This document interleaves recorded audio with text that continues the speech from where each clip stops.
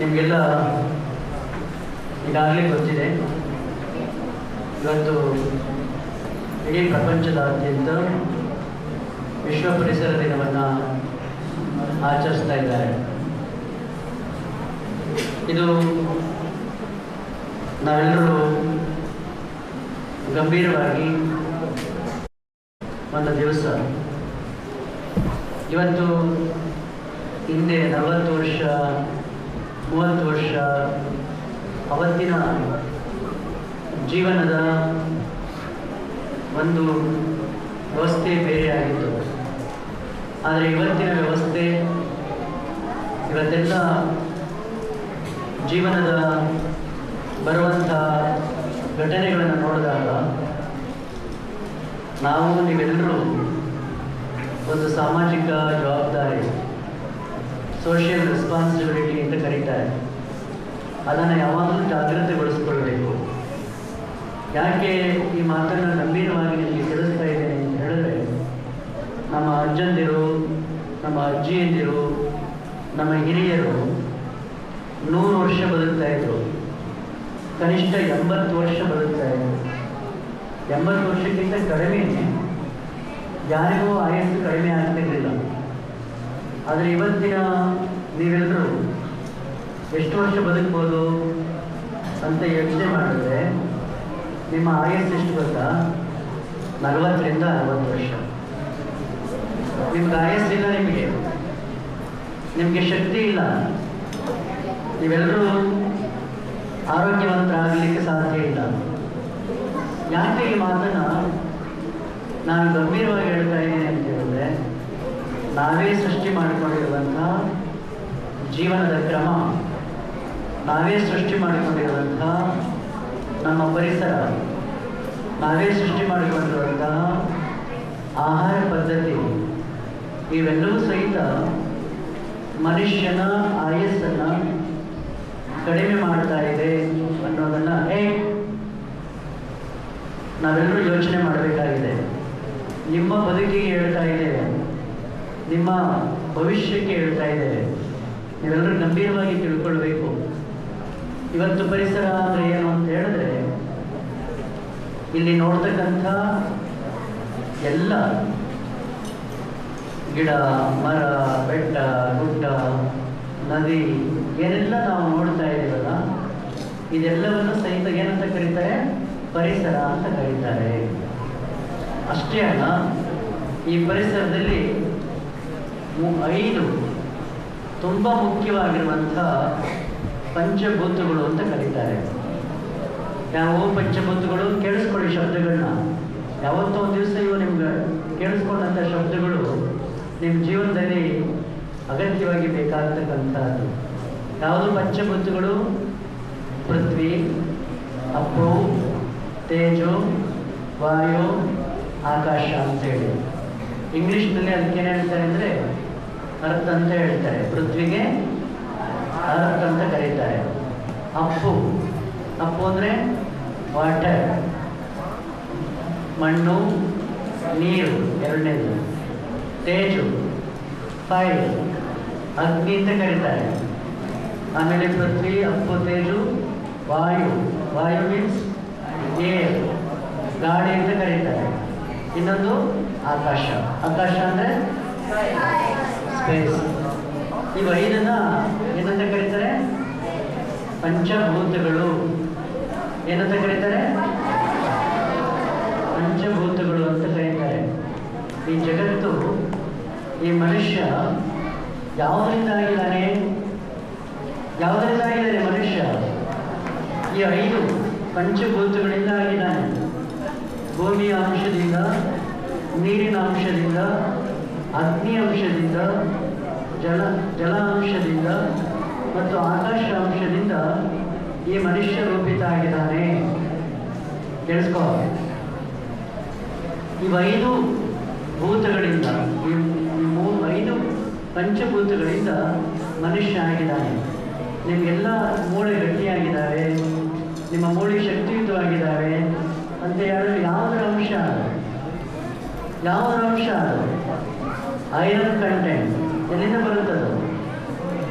ಎಲ್ಲಿಂದ ಬರುತ್ತೆ? ಆಕಾಶದಿಂದ ಬರುತ್ತಾ? ಭೂಮಿಯಿಂದ ಬರುತ್ತೆ. Very good. ಎಲ್ಲಿಂದ ಬರುತ್ತೆ? ಭೂಮಿಯಿಂದ ಬರುತ್ತೆ. ಭೂಮಿಯಿಂದ ಈ ದೇಹಕ್ಕೆ ಬೇಕಾಗಿರುವಂಥ ಎಲ್ಲ ಅಂಶಗಳು ಇದ್ದಾವೆ. ಆಮೇಲೆ ಎರಡನೇದೇನಿದೆ ಈ ಶರೀರದಲ್ಲಿ? ಬ್ಲಡ್ ಇದೆ. ಎಲ್ಲಿಂದ ಬರ್ತದೆ? ಅದಂದರೆ ನೀರು, ವಾಟರ್. ಎಲ್ಲಿಂದ ಬರ್ತದ್ದು? ಭೂಮಿಯಿಂದ ಬರುತ್ತೆ. ಭೂಮಿಯಲ್ಲಿರುವಂಥ ಮಣ್ಣಿನ ಅಂಶ ಅಂದರೆ ಐರನ್ ಕಂಟೆಂಟ್, ಆನಂತರ ವಾಟರ್ ಕಂಟೆಂಟ್, ಮತ್ತು ನಿಮ್ಮ ಒಳಗಡೆ ಏನಿದೆ? ಉಷ್ಣ ಇದೆ. ನಿಮಗೆ ಹೀಟ್ ಆಗುತ್ತೆ ಗೊತ್ತಲ್ಲ? ತುಂಬ ಹೀಟ್ ಆದಾಗ ನಿಮ್ಗೇನಾಗುತ್ತೆ? ನೆಗಡಿ ಆಗುತ್ತೆ, ತಲೆನೋವು ಬರುತ್ತೆ, ತಲೆ ಆಗುತ್ತಲ್ವಾ? ಹೀಟ್ ಆದಾಗ ಗುಳ್ಳೆ ಆಗುತ್ತೆ ನಾಲಿಗೆ. ಇದು ಯಾವುದರ ಅಂಶ? ಉಷ್ಣ, ಬೆಂಕಿ ಅಂಶ, ಫೈರ್. ಉಷ್ಣಾಂಶ ಜಾಸ್ತಿ ಆದಾಗ ಶರೀರಕ್ಕೆ ಗುಳ್ಳೆ ಆಗುತ್ತೆ. ಆನಂತರ ಪೃಥ್ವಿ, ಅಪ್ಪು, ತೇಜು, ವಾಯು, ಗಾಳಿ. ನಿಮಗೆಲ್ಲ ಒಳಗಡೆ ಗ್ಯಾಸ್ಟ್ರಿಕ್ ಆಗುತ್ತೆ. ಗ್ಯಾಸ್ಟ್ರಿಕ್ ಆಗುತ್ತೆ, ಅದು ಗಾಳಿ. ಒಳಗಡೆ ಗಾಳಿ ತುಂಬಿಕೊಂಡ್ರೆ ನಿಮಗೆ ಗ್ಯಾಸ್ಟ್ರಿಕ್ ಶುರುವಾಗುತ್ತೆ ಅಲ್ವಾ? ಆಮೇಲೆ ನಿಮಗೆಲ್ಲ ಸರಿಯಾಗಿ ಆರೋಗ್ಯ ಆಗ್ತಿದ್ರೆ ನಿಮ್ಗೇನಾಗುತ್ತೆ? ಗ್ಯಾಸ್ ಹೋಗುತ್ತೆ ಅಲ್ವಾ? ಸೊ ಇದೆಲ್ಲ ನಾಲ್ಕು ಜೊತೆಗೆ ಸ್ಪೇಸ್ ಒಳಗಡೆ ಅವಕಾಶ ಇದೆ, ಘಟ ಇದೆ. ಇದನ್ನು ಏನಂತ ಕರೀತಾರೆ ಗೊತ್ತಾ? ಘಟ ಅಂತ ಕರೀತಾರೆ. ಶರೀರವನ್ನು ಏನಂತ ಕರೀತಾರೆ? ಘಟ. ಇದರೊಳಗಡೆ ಇರುವಂಥ ಜಾಗವನ್ನು ಘಟಾಕಾಶ ಅಂತ ಕರೀತಾರೆ. ವಿಷನ್. ನಾನು ಸೀರಿಯಸ್ ಆಗಿ ಹೇಳ್ತಾ ಇದ್ದೀನಿ. ನಿಮ್ಮ ಮಕ್ಕಳಿಗೆ ನೀವು ಅಗತ್ಯವಾಗಿ ತಿಳ್ಕೊಳ್ಬೇಕಾಗಿರುವಂಥದ್ದು. ಇದು ನಿಮ್ಮ ಭವಿಷ್ಯ, ಅದಕ್ಕೋಸ್ಕರ ಹೇಳ್ತಾ ಇದ್ದೀನಿ. ಈ 5 ಪೃಥ್ವಿ, ಅಪ್ಪು, ತೇಜು, ವಾಯು, ಆಕಾಶ ಅಂದರೆ water, first earth, water, fire, ಅನಂತರ ಏರ್ ಆ್ಯಂಡ್ ಸ್ಪೇಸ್. ಇವೆಲ್ಲವೂ ಸಹಿತ ನಾವು ಇವತ್ತು ಏನು ಮಾಡಿದ್ದೀವಿ? ಪಲ್ಯೂಟ್ ಮಾಡಿದ್ದೀವಿ. ಏನು ಮಾಡಿದ್ದೀವಿ? ಪೊಲ್ಯೂಷನ್ ಮಾಡಿದ್ದೀವಿ. ಅಂದರೆ ಅವನೇನು ಮಾಡಿದ್ದೀವಿ ಕನ್ನಡದಲ್ಲಿ? ಮಾಲಿನ್ಯಗೊಳಿಸಿದ್ದೇವೆ. ಪೊಲ್ಯೂಷನ್ ಅಂದರೆ ಮಾಲಿನ್ಯಗೊಳಿಸಿದ್ದೇವೆ. ಮೊದಲನೇದು ಭೂಮಿ.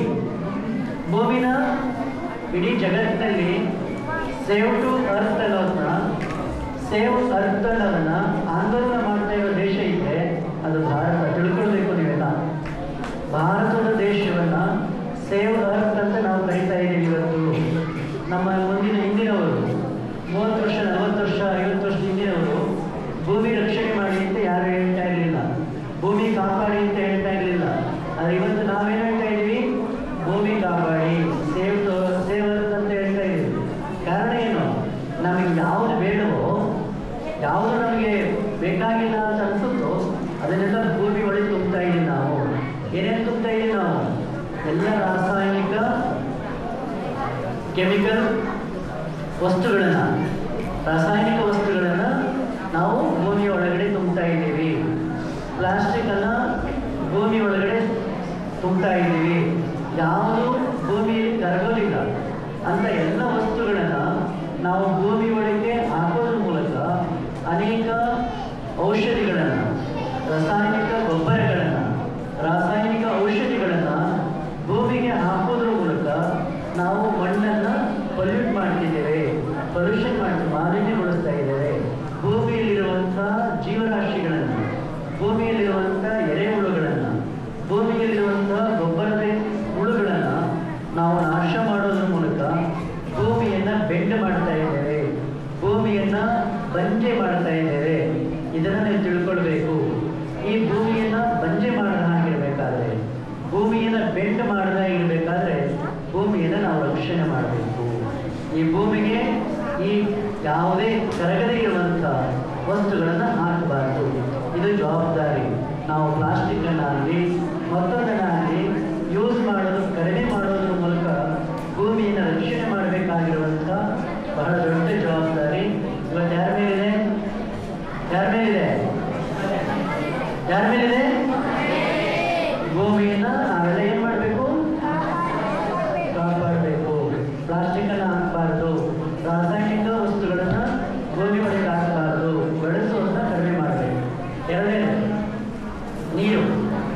ನಾವೆಲ್ಲ ಚಿಕ್ಕವರಿದ್ದಾಗ ನಿಮ್ಮ ಅಪ್ಪ ಅಮ್ಮನ ಕೇಳಿ, ನಾವೆಲ್ಲ ಚಿಕ್ಕವರಿದ್ದಾಗ ಕೆರೆ ನೀರನ್ನು ಕುಡಿತಾ ಇದ್ವು, ತೊರೆ ನೀರು ಹರಿತಾ ಇದ್ವು, ತೊರೆ ನೀರು ಕುಡಿತಾ ಇದ್ವು. ಆದರೆ ಇವತ್ತು ಬಾವಿ ನೀರು ಕುಡಿತಾ ಇದ್ವಿ.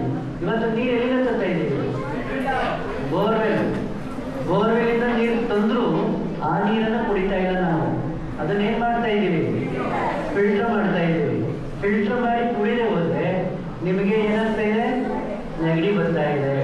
ಆದರೆ ಒಂದು ಕಾಲ ನಾವೆಲ್ಲ ಬೆಳೆದಾಗ, ನಾವೆಲ್ಲ ಚಿಕ್ಕವರಿದ್ದಾಗ ಕೆರೆ ನೀರನ್ನು ಕುಡಿದಿದ್ವಿ. ಕೆರೆ ನೀರು ಈಜಾಡ್ತಾ ಕೆರೆ ನೀರು ಕುಡ್ಕೊಂಡು ಬೆಳೆದ್ವಿ ನಾವು. ನಮಗೆಲ್ಲ ಏನು ಆಗ್ತಾ ಇರಲಿಲ್ಲ. ಆದರೆ ಈಗ ಫಿಲ್ಟರ್ ನೀರು ಕುಡಿದ್ರೂ ಸಹಿತ ಕಾಯಿಲೆ ಬರ್ಲಿಕ್ಕೆ ಶುರುವಾಗ್ತಾ ಇದೆ, ನೆಗಡಿ ಬರ್ಲಿಕ್ಕೆ ಶುರುವಾಗ್ತಾ ಇದೆ. ಕಾರಣ ಏನು ಅಂತ ಹೇಳಿದ್ರೆ, ಶರೀರ ಎಂಥ ಕಲುಷಿತ ನೀರಾದರೂ ಸಹಿತ ತಡ್ಕೊಳ್ಳುವಂಥ ಶಕ್ತಿ ಶರೀರಕ್ಕೂ ಇಲ್ಲ, ಮತ್ತು ನೀರು ಸಹಿತ ಅಷ್ಟೇ ಕಲುಷಿತ ಮಾಡ್ತಾ ಇದ್ದೇವೆ. ನಾವು ನೀರನ್ನು ಮಾಲಿನ್ಯ ಮಾಡ್ತಾ ಇದ್ದೀವಿ. ಆ ನೀರನ್ನು ಮಾಲಿನ್ಯ ಮಾಡದ ಹಾಗೆ ನಾವು ತಡೆಗಟ್ಟಬೇಕಾದ್ರೆ ನಾವೆಲ್ಲರೂ ಸಹಿತ ಜವಾಬ್ದಾರಿಯಿಂದ ವರ್ತಿಸಬೇಕು. ನೀರನ್ನು ಭೂಮಿಯ ಒಳಗಡೆ ಇರುವಂಥ ಅಂಡರ್ಗ್ರೌಂಡ್ ವಾಟರ್ನ ನಾವು ತುಂಬ ಬಳಸಬಾರ್ದು, ಹಿತಮಿತವಾಗಿ ಬಳಸಬೇಕು. ನಾವೆಲ್ಲ ಓದಬೇಕಾದ್ರೆ ಬೋರ್ಗಳು ಕಡಿಮೆ ಇದ್ವು ನಾವೆಲ್ಲ ಚಿಕ್ಕವರಿದ್ದಾಗ.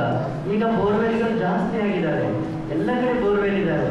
ನಮಗೆ ಎಷ್ಟೋ ಸಾವಿರ ವರ್ಷಗಳ ಹಿಂದೆ ಮಳೆ ಬಿದ್ದ ನೀರು ಒಳಗಡೆ ಹೋಗಿ ನಮ್ಮ ವಾಟರ್ ಟೇಬಲ್ ಅಂತ ಇದೆ ಭೂಮಿ ಒಳಗಡೆ, ಅಲ್ಲೆಲ್ಲ ಅದು ಏನಾಗಿತ್ತು ಸ್ಟೋರ್ ಆಗಿತ್ತು. ಆದರೆ ಅದನ್ನೆಲ್ಲ ತೆಗಿತಾ ಇದ್ದೇವೆ ನಾವು. ಎಷ್ಟೋ ಸಾವಿರ ವರ್ಷಗಳ ಇರುವಂತಹ ನೀರನ್ನ ಇವತ್ತು ತೆಗೆದು ಹಾಕುವಂಥ ಕೆಲಸ ಮಾಡ್ತಾ ಇದ್ದೀವಿ ಹೊರತು ನೀರನ್ನು ಭೂಮಿ ಒಳಗಡೆ ತುಂಬುವಂಥ ಕೆಲಸ ನಾವು ಮಾಡ್ತಾ ಇಲ್ಲ. ಆ ಮೂಲಕವಾಗಿ ನೀರನ್ನು ತೆಗೆದುಬಿಟ್ರೆ, ಭೂಮಿ ಒಳಗಡೆ ನೀರನ್ನು ತೆಗೆದುಬಿಟ್ರೆ ಭೂಮಿ ಬಡವಾಗುತ್ತೆ, ಭೂಮಿ ಕಾಯಲಿಕ್ಕೆ ಶುರು ಮಾಡುತ್ತೆ, ಭೂಮಿ ತಣ್ಣಗಿರ್ಲಿಕ್ಕಾಗೋದಿಲ್ಲ. ಭೂಮಿ ತಣ್ಣಗಿಲ್ಲ ಅಂತ ಹೇಳಿದ್ರೆ ಎಲ್ಲ ಬಿಸಿ ವಾತಾವರಣ ಶುರುವಾಗುತ್ತೆ. ಬಿಸಿ ವಾತಾವರಣ ಶುರುವಾದ ಮೇಲೆ ಬದುಕಲಿಕ್ಕೆ ಸಾಧ್ಯವಾಗದೇ ಇರುವಂಥ ಒಂದು ವಾತಾವರಣ ನಿಮಗೆಲ್ಲ ಗಮನಿಸಿರಬಹುದು. ಈ ವರ್ಷ ತುಂಬ ಬಿಸಿಲಾಯಿತು. ಮನೆಯಲ್ಲಿ ಬಿಸಿಲು ಫ್ಯಾನ್ ಹಾಕಿದ್ರು ಸಹಿತ ಕೂತ್ಕೊಳ್ಳುವಷ್ಟು ತಣ್ಣಗಿರಲಿಲ್ಲ. ಯಾಕೆ ಅಂತ ಹೇಳಿದ್ರೆ ಬಿಸಿ ಜಾಸ್ತಿ ಆದಾಗ ಮನುಷ್ಯ ಕೂತ್ಕೊಳ್ಳೋಕ್ಕೂ ಆಗೋದಿಲ್ಲ. ಒಂದು ಕಾಲಘಟ್ಟ ಮೀರಿದರೆ ಮನುಷ್ಯ ಉಳಿಲಿಕ್ಕೆ ಸಾಧ್ಯವಿಲ್ಲ ಅನ್ನುವಂಥ ವಾತಾವರಣಗಳು ನಿರ್ಮಾಣ ಆಗುತ್ತೆ. ಆದ್ದರಿಂದ ನಾವು ನೀವೆಲ್ಲ ಮಾಡಬೇಕಾದ್ರು ಹಿತಮಿತವಾದ ನೀರನ್ನು ಬಳಸಬೇಕು, ಹೆಚ್ಚು ಪೋಲ್ ಮಾಡಬಾರ್ದು. ನಿಮಗೆಲ್ಲ ಸಾಮಾಜಿಕ ಜವಾಬ್ದಾರಿ ಏನು ಅಂತ ಹೇಳಿದ್ರೆ, ನೀವೆಲ್ಲ ಸ್ನಾನ ಮಾಡ್ತಿರ್ತೀರಿ, ನೀವೆಲ್ಲ ಕೈ ತೊಳಿತಾ ಇರ್ತೀರಿ. ಅವೆಲ್ಲ ನೀವೇನು ಮಾಡ್ತೀರಿ? ನೆಲೆ ತಿರುಗಿಬಿಡ್ತೀರಾ, ಕೈ ತೊಳಿತಾನೇ ಇರ್ತೀರಾ, ಸ್ನಾನ ಮಾಡ್ತಾನೆ ಇರ್ತೀರಾ, ನೀರು ಹರಿದು ಹೋಗುತ್ತೆ. ಎಷ್ಟು ನೀರು ಬೇಕು? ಮಠದ ವಿದ್ಯಾರ್ಥಿಗಳು ತಟ್ಟೆ ತೊಳಿಲಿಕ್ಕೆ ಎಷ್ಟು ನೀರು ಬೇಕು, ಸ್ನಾನ ಮಾಡಲಿಕ್ಕೆ ಎಷ್ಟು ನೀರು ಬೇಕು, ಅಷ್ಟನ್ನು ಮಾತ್ರ ಬಳಸಬೇಕು. ಇದು ಎಲ್ಲರ ಸೋಷಿಯಲ್ ರೆಸ್ಪಾನ್ಸಿಬಿಲಿಟಿ. ಎಲ್ಲರಿಗೂ ಸಹಿತ ಈ ಜವಾಬ್ದಾರಿ ಪ್ರಜ್ಞೆ ಜಾಗೃತ ಆಗಬೇಕು. ಆ ಮೂಲಕವಾಗಿ ನೀರನ್ನು ಕಾಪಾಡುವಂಥ, ನೀರನ್ನು ರಕ್ಷಿಸುವಂಥ, ನೀರನ್ನು ಪೋಲ್ ಮಾಡದಾಗಿ ನೋಡಿಕೊಳ್ಳುವಂಥ ದೊಡ್ಡ ಜವಾಬ್ದಾರಿ ಯಾರ ಮೇಲಿದೆ? ಇವತ್ತು ನಮ್ಮ ಮೇಲಿದೆ. ಆ ನಂತರ ಮೂರನೇದು ಬೆಳಕು ಅಷ್ಟೇ. ಲೈಟ್ಗಳು ನಿಮ್ಮ ಮನೆಯಲ್ಲಿ ಉಳಿತಾ ಇರ್ತವೆ, ಸ್ವಿಚ್ ಆಫ್ ಮಾಡೋದಿಲ್ಲ ನೀವು. ಫ್ಯಾನ್ ಉಳಿತಾ ಇರುತ್ತೆ, ನೀವು ಸ್ವಿಚ್ ಆಫ್ ಮಾಡೋದಿಲ್ಲ. ನೀವು ಬೀದಿಲಿ ಬರಬೇಕಾದ್ರೆ ನಿಮ್ಮ ಊರಿನಲ್ಲಿ ಬೀದಿ ಲೈಟ್ ಉಳಿತಾ ಇರುತ್ತೆ, ನೀವು ಯಾರು ಆಫ್ ಮಾಡೋದಿಲ್ಲ. ನೆಲ್ಲಿ ಓಪನ್ ಮಾಡಿರ್ತಾರೆ, ನೀರು ನೀರು ಹೋಗಿರ್ತಾರೆ, ನೋಡ್ಕೊಂಡು ಬರ್ತೀರ ಆರಾಮಾಗಿ. ಮಾಡಬಾರ್ದು. ನಿಮ್ಮ ಜವಾಬ್ದಾರಿಗಳು ಏನು ಅಂದರೆ, ನೆಲ್ಲಿ ನೀರು ಹೋಗ್ತಾ ಇದ್ದರೆ ನಿಲ್ಲಿಸಬೇಕು. ಇದು ನಿಮ್ಮ ಜವಾಬ್ದಾರಿ. ನೀರು ಲೈಟ್ ಉಳಿತಾ ಇದ್ದರೆ ನಿಲ್ಲಿಸಬೇಕು, ಬೀದಿ ಲೈಟ್ ಉಳಿತಾ ಇದ್ದರೆ ಆಫ್ ಮಾಡಬೇಕು. ಇದನ್ನೆಲ್ಲ ಕಲ್ತ್ಕೊಳ್ಳಿ. ಇದೆಲ್ಲ ನ್ಯಾಚುರಲ್ ರಿಸೋರ್ಸ್ ಇವತ್ತಿಗೆ ಕೊನೆ ಆಗಬಾರ್ದು. ನ್ಯಾಚುರಲ್ ರಿಸೋರ್ಸು ತಲೆಮಾರಿನವರೆಗೆ ಅದು ಇದ್ದಾಗ ಮಾತ್ರ ಮನುಷ್ಯ ಸುಂದರವಾಗಿ ಬದುಕಲಿಕ್ಕೆ ಸಾಧ್ಯ ಇದೆ. ನಾವೆಲ್ಲ ಮರಳನ್ನು ಯಾವತ್ತೂ ಕೊಂಡ್ಕೊಂಡವರಲ್ಲ. ನಾವೆಲ್ಲ ಬಾಲ್ಯದಲ್ಲಿದ್ದಾಗ ಮರಳಿಗೆ ದುಡ್ಡೇ ಕೊಡ್ತಿರ್ಲಿಲ್ಲ. ಎಲ್ಲೋ ತೊರೆ ಇದ್ರೆ ಗಾಡಿ ಕಟ್ಕೊಂಡು ತುಂಗ ಬರ್ತಾ ಇದ್ರು. ಇವತ್ತು ಗಲ್ಲನ್ನು ಮಿಷಿನ್ ಮಾಡಿ ಎಲ್ಲ ಸಣ್ಣ ಪೌಡರ್ ಮಾಡಿ ಇವತ್ತು ಮನೆ ಕಟ್ಟುವಂತಹ ಸ್ಥಿತಿ ಬಂದಿದ್ದೇವೆ. ಅಂದರೆ ನಾವು ನ್ಯಾಚುರಲ್ ರಿಸೋರ್ಸನ್ನು ಕಳೀತಾ ಇದ್ದೇವೆ, ಕೊಲ್ಯಾಪ್ಸ್ ಮಾಡ್ತಾ ಇದ್ದೇವೆ. ಮುಂದಿನ ಪೀಳಿಗೆಗೆ ಏನನ್ನು ಬಿಡದೆ ಹೋದಾಗ ಮುಂದಿನ ಪೀಳಿಗೆ ಬದುಕೋದು ಯಾರು, ಹೇಗೆ ಅನ್ನುವಂಥ ಪ್ರಶ್ನೆಗಳನ್ನು ನಾವೆಲ್ಲ ಹಾಕ್ಕೊಳ್ಬೇಕು. ಮಕ್ಕಳು, ಅದರಲ್ಲೂ ಹೈಸ್ಕೂಲ್ ಮಕ್ಕಳಿಗೆ ದೊಡ್ಡ ಜವಾಬ್ದಾರಿಗಳಿವು. ಇವನು ಈಗಿಂದ ನೀವು ತಿಳ್ಕೊಳ್ಳದೆ ಹೋದರೆ, ಈಗಲಿಂದ ಕಲಿಯದೆ ಹೋದರೆ ಮುಂದೆ ಭವಿಷ್ಯ ತುಂಬ ಭಯಾನಕವಾಗುತ್ತೆ. ಆದ್ದರಿಂದ ಭೂಮಿಯನ್ನು ರಕ್ಷಣೆ ಮಾಡುವಂಥ, ನೀರನ್ನು ಕಾಪಾಡುವಂಥ, ಆ ಮೂಲಕವಾಗಿ ವಾಯು ಮಾಲಿನ್ಯ. ಇವತ್ತು ಗಾಳಿಯನ್ನು ನಾವು ತುಂಬ ಹಾನಿ ಮಾಡ್ತಾ ಇದ್ದೇವೆ. ಎಷ್ಟು ಗಾಳಿಯನ್ನು ಕಲುಷಿತಗೊಳಿಸಿದ್ದೇವೆ ಅಂತ ಹೇಳಿದ್ರೆ ಇಲ್ಲಿಂದ ಒಂದು ದೂರ 1 ಕಿಲೋಮೀಟರ್ ಹೋಗಬೇಕು ಅಂದರೆ ನಮ್ಗೇನು ಬೇಕು? ಬೈಕ್ ಬೇಕು, ನಮಗೆ ಬಸ್ ಬೇಕು. ನಾವು ನಡ್ಕೊಂಡು ಹೋಗೋಕೆ ಸಿದ್ಧ ಇಲ್ಲ. ಈ ಮೂಲಕ ಹೋಗೋದ್ರ ಮೂಲಕ ಏನಾಗುತ್ತೆ? ನಾವು ಬಳಸುವಂಥ ಪೆಟ್ರೋಲಿಯಂ, ನಾವು ಬಳಸುವಂಥ ಡೀಸೆಲ್ ಅದೆಲ್ಲ ಭೂಮಿಯಿಂದ ಬರುತ್ತೆ. ಈಗ ಒಂದು ವಾರ್ ನಡೀತಾ ಇದೆ ಅಲ್ವಾ? ಯಾವ್ದಾದ್ರು ವಾರ್ ನಡೀತಾ ಇದೆ? ಇರಾನ್, ಇಸ್ರೇಲ್ ಅಂಡ್ ಅಮೇರಿಕಾ, ಈ 3 ದೇಶಗಳ ನಡುವೆ ಯುದ್ಧ ನಡೀತಾ ಇದೆ. ನಿಮಗೊಂದು ಡೀಸೆಲ್ ಬರಲಿಕ್ಕೆ ಒಂದು ಜಲಮಾರ್ಗ ಇತ್ತು. ಏನಂತ ಕರೀತಾ ಇದ್ರು ಅದನ್ನ? ಜಲಮಾರ್ಗ. ಎಂಥದ್ದು? ಆ ಜಲಮಾರ್ಗವನ್ನು ಈಗ ಸ್ಟಾಪ್ ಮಾಡಿದ್ದಾರೆ. ಸ್ಟಾಪ್ ಮಾಡಿದ ಕಾರಣಕ್ಕಾಗಿ ನಮ್ಮ ಭಾರತದಲ್ಲಿ ಡೀಸೆಲ್ ಸಿಗ್ತಾ ಇಲ್ಲ, ಭಾರತದಲ್ಲಿ ಪೆಟ್ರೋಲ್ ಸಿಗ್ತಾ ಇಲ್ಲ, ಭಾರತದಲ್ಲಿ ಗ್ಯಾಸ್ ಸಿಗ್ತಾ ಇಲ್ಲ. ಇವತ್ತೆಷ್ಟು ಗೊತ್ತಾ? ಒಂದು ಗ್ಯಾಸು 18 kg ಗ್ಯಾಸು 4,000 ರೂಪಾಯಿಗಳು, ಡೀಸೆಲ್ಲು 100 ರೂಪಾಯಿ. ಇವತ್ತಿನ ಪರಿಸ್ಥಿತಿ ಯಾಕಾಯಿತು? ಇದನ್ನೆಲ್ಲ ನಮ್ಮ ದೇಶದಲ್ಲಿ ಸಿಗೋದಿಲ್ಲ. ಇದು ಬೇರೆ ದೇಶದಿಂದ ನಾವು ಅದನ್ನೇನು ಮಾಡಬೇಕು? ಇಂಪೋರ್ಟ್ ಮಾಡ್ಕೋಬೇಕಾಗಿದೆ. ಇಂಪೋರ್ಟ್ ಮಾಡ್ಕೊಳ್ಬೇಕಾದ್ರೆ ನಮಗೆ ಮಾರ್ಗ ಕಡಿತ ಆಗಿದೆ, ಸ್ಟಾಪ್ ಮಾಡಿದ್ದಾರೆ. ಹೀಗೆ ಮುಂದುವರೆದ್ರೆ ಇನ್ನೊಂದು 6 ತಿಂಗಳು ಮುಂದುವರೆದ್ರೆ ಈ ದೇಶದಲ್ಲಿ ಗ್ಯಾಸ್ ಸಿಗಲ್ಲ, ಈ ದೇಶಕ್ಕೆ ಪೆಟ್ರೋಲ್ ಸಿಗಲ್ಲ, ಈ ದೇಶದಲ್ಲಿ ಡೀಸೆಲ್ ಸಿಗಲ್ಲ. ಏನಾಗ್ಬೋದು ಅಂತ ಯೋಚನೆ ಮಾಡಿದ್ರೆ ಸಾಯುವಂಥ ಸ್ಥಿತಿ ನಿರ್ಮಾಣ ಆಗುತ್ತೆ. ಯೋಚನೆ ಮಾಡಬೇಕಾಗಿದೆ. ಸೊ ಅದರಿಂದ ನಾವೆಲ್ಲರೂ ಯಾವ ದೇಶಗಳಲ್ಲಿ ನಮ್ಮ ನೈಸರ್ಗಿಕವಾಗಿ ಸಿಗುವಂಥ ರಿಸೋರ್ಸ್ಗಳಿದ್ದಾವೆ ಅವುಗಳನ್ನು ತುಂಬ ಕಡಿಮೆ ಬಳಸಬೇಕು. ತುಂಬ ಕಡಿಮೆ ಬಳಕೆ ಮಾಡೋದ್ರ ಮೂಲಕ ಅದನ್ನು ಲಾಂಗ್ ಟೈಮ್ ಉಳಿಯುವಂತೆ ಮಾಡುವಂಥ ಬಹದೊಡ್ಡ ಜವಾಬ್ದಾರಿ ನಮ್ಮ ಮೇಲಿದೆ. ಇದನ್ನೇ ಪ್ರೈಮ್ ಮಿನಿಸ್ಟ್ರು ಒಂದು ಸಂದೇಶ ಮಾಡಿದ್ರು. ನಿಮಗೆ ಗೊತ್ತಿದೆಯಾ? ನಿಮಗೆ ಪ್ರೈಮ್ ಮಿನಿಸ್ಟರ್ ಹೇಳಿದ್ರು ಗೊತ್ತಿದೆಯಾ ನಿಮಗೆ? ಏನು ಹೇಳಿದ್ರು? 1 ವರ್ಷ ಅವಳು ಚೆನ್ನಾಗಿ ನೆನ್ಪಿಟ್ಕೊಂಡಿದ್ದಾರೆ. ಅವಳು ಪೆಟ್ರೋಲ್ ಉಳಿಸಿದ್ದು ನೆನೆಸ್ಕೊಂಡಿಲ್ಲ, ಅವಳು ಗ್ಯಾಸ್ ಉಳಿಸಿದ್ದು ಕಲ್ಸ್ಕೊಂಡಿಲ್ಲ, ಬರೀ ಗೋಲ್ಡಿಂದ ಯೋಚನೆ ಮಾಡಿದ್ದಾಳೆ. ಹೆಣ್ಮಕ್ಳಿಗೆ ಭಾಳ ಪ್ರೀತಿ ಗೋಲ್ಡ್ ಅಂದರೆ. ಗೋಲ್ಡನ್ನು ಬಳಸಬೇಡಿ, ಗೋಲ್ಡನ್ನು ಜಾಸ್ತಿ ಕೊಂಡ್ಕೊಳ್ಬೇಡಿ ಅಂತ ಹೇಳಿದ್ದಾರೆ ಪ್ರೈಮ್ ಮಿನಿಸ್ಟರ್. ಹಾಗೆ ಗ್ಯಾಸನ್ನು ಕಡಿಮೆ ಬಳಸಿ ಅಂತ ಹೇಳಿದ್ದಾರೆ, ಪೆಟ್ರೋಲ್ ಡೀಸೆಲ್ನ ಕಡಿಮೆ ಬಳಸಿ ಅಂತ ಹೇಳಿದ್ದಾರೆ. ಯಾಕೆ ಹೇಳಿದ್ದಾರೆ ಅಂತ ಹೇಳಿದ್ರೆ ನಮ್ಮ ನ್ಯಾಚುರಲ್ ರಿಸೋರ್ಸು ನಮಗೆ ಸಿಗೋದು ಕಡಿಮೆ ಆಗ್ತಾ ಇದೆ. ಭವಿಷ್ಯದ ದೇಶವನ್ನು ಕಟ್ಟುವಂಥ ಮಕ್ಕಳು ನೀವು ಅರ್ಥ ಮಾಡ್ಕೊಳ್ಬೇಕು. ಇದನ್ನು ನಿಮ್ಮ ಮುಂದೆ ದೊಡ್ಡ ಭಯಾನಕವಾದಂತಹ ಜೀವನ ಇದೆ ನಿಮಗೆ. ನಾವೆಲ್ಲರೂ ಹೊರಟೋಗ್ತೇವೆ ಒಂದು ದಿವಸ. ಮುಂದೆ ಭವಿಷ್ಯವನ್ನು ನೋಡುವಂಥವ್ರು ನೀವಿದ್ದೀರಿ. ನಿಮಗೋಸ್ಕರವಾಗಿ ಇವೆಲ್ಲ ತಿಳ್ಕೊಳ್ಬೇಕು. ನಾವು ಏನು ವಾಯು ಮಾಲಿನ್ಯವನ್ನು ಕಡಿಮೆ ಮಾಡಬೇಕಾಗಿರುವಂಥದ್ದು, ಸೌಂಡ್ ಮಾಲಿನ್ಯವನ್ನು ಕಡಿಮೆ ಮಾಡುವಂಥ ಕೆಲಸವನ್ನು ನಾವು ನಿರಂತರವಾಗಿ ಕಾಪಾಡಿಕೊಂಡು ಬಂದಾಗ ನಾವು ದೇಶವನ್ನು, ಈ ಪ್ರಕೃತಿಯನ್ನು ರಕ್ಷಣೆ ಮಾಡಲಿಕ್ಕೆ ಸಾಧ್ಯ ಆಗುತ್ತೆ ಅನ್ನುವಂಥ ಕಾರಣಕ್ಕಾಗಿ ನಮ್ಮ ಹರೀಶ್ ಅವರು ಹೇಳಿದಾಗೆ ಇದನ್ನು ಬಹಳ